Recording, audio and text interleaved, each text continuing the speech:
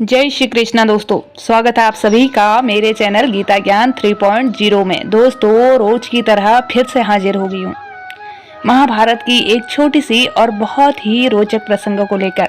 आज के वीडियो में बात करेंगे श्री कृष्ण ने कैसे पांडवों और द्रौपदी को महर्षि दुर्वासा के श्राप से बचाया था। भगवान श्री कृष्ण की कई सखियां थी, उनमें से एक सखी द्रौपदी का श्री कृष्ण ने हर कदम पर साथ दिया था। एक बार की बात है, जब पांडु पुत्र वन में रह रहे थे, तब महर्षि दुर्वासा अपने 10,000 शिष्यों के साथ पांडवों के पास पहुंचे। इसमें भी दुर्योधन की चाल थी। दुर्योधन ने ही उन्हें वहां भेजा था, और वह भी ऐसे समय जबकि द्रौपदी समेत सभी पांडव भोजन कर चुके थे और विश्राम कर रहे थे।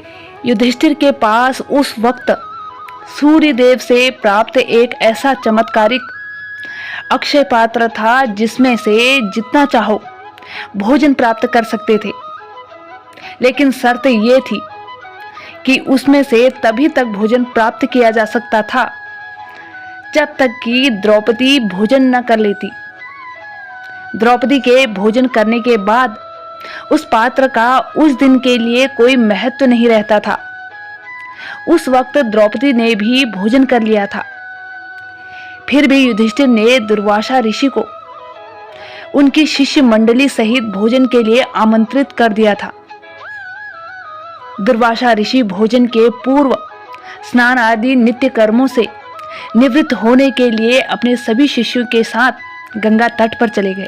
अब द्रौपदी सहित सभी पांडवों को ध्यान आया कि भोजन की व्यवस्था कैसे की जाए। किसी ने भी इसका विचार नहीं किया था कि द्रौपदी भोजन कर चुकी है, इसीलिए सूर्य के दिए हुए बर्तन से तो उन लोगों के भोजन की व्यवस्था हो नहीं सकती थी। ऐसे में द्रौपदी बड़ी चिंता में पड़ गई कि यदि ऋषि दुर्वासा बिना भोजन किए वापस लौट जाते हैं तो बिना श्राप दिए नहीं मानेंगे। ये सोचकर द्रौपदी मन ही मन भयभीत हो उठी।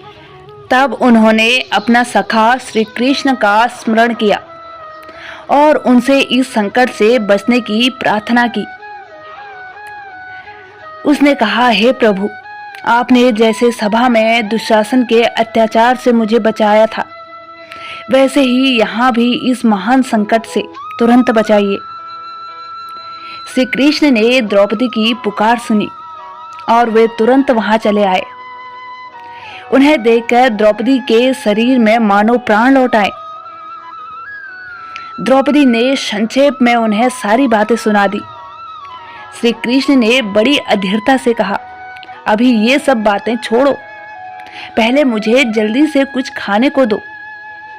मुझे बड़ी भूख लगी है द्रौपदी, तुम जानती नहीं हो कि मैं कितनी दूर से थका हारा आया हूं। द्रौपदी ने लज्जा के मारे अपना सिर झुका लिया। उसने रुकते रुकते कहा, प्रभु, मैं अभी अभी खाकर उठी हूं, अब तो उस बर्तन में कुछ भी नहीं बचा है। श्री कृष्ण ने कहा, जरा अपना बर्तन मुझे दिखाओ तो सही। द्रौपदी उस बर्तन को ले आई। श्री कृष्ण ने उस बर्तन को अपने हाथ में लेकर देखा तो उसके तले में उन्हें साग का पत्ता पत्ता लगा हुआ मिला। उन्होंने उसी को मुंह में डालकर कहा, इस साग के पत्ते से संपूर्ण जगत के आत्मा, यज्ञ भोक्ता परमेश्वर तृप्त हो जाएं। इसके बाद उन्होंने सहदेव से कहा, भैया, अब तुम मुनीश्वरों को भोजन के लिए बुला लाओ।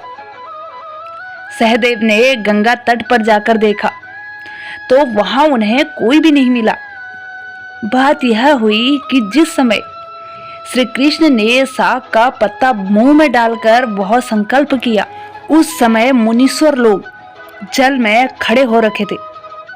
उन्हें अकस्मात ऐसा अनुभव होने लगा मानो उन सब का पेट गले गले तक अन्न से भर गया हो। वे सभी एक दूसरे की ओर देखकर कहने लगे, ऐसा लग रहा है कि पेट भरा हुआ है और अब तो खाने की बिल्कुल भी इच्छा नहीं है। अब हम लोग वहां जाकर कैसे खा पाएंगे?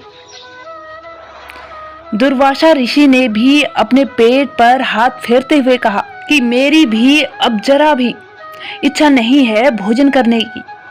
ऐसे में दुर्वासा ऋषि ने चुपचाप वहां से भाग जाना ही श्रेष्ठ कर समझा, क्योंकि वे ये भी जानते थे कि पांडव भगवत भक्त हैं और ऐसा नहीं है कि वे हमें थोड़ा बहुत खिलाकर रवाना कर देंगे।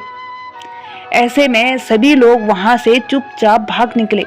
सहदेव को वहां रहने वाले तपस्वियों से उन सब के भाग जाने का समाचार मिला और उन्होंने लौटकर सारी बात युधिष्ठिर से कह दी।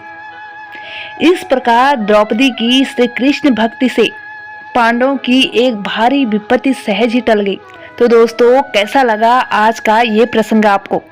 उम्मीद करती हूँ कि ये वीडियो आपके लिए नॉलेजेबल रही होगी। अगर हाँ तो वीडियो को लाइक करें। अगर आप चैनल पर नए हैं तो प्लीज़ इस चैनल को सब्सक्राइब कर दें और बेल आइकन को भी प्रेस करें ताकि आने वाली मेरी हर नई वीडियो की नोटिफिकेशन सबसे पहले आप तक मिले।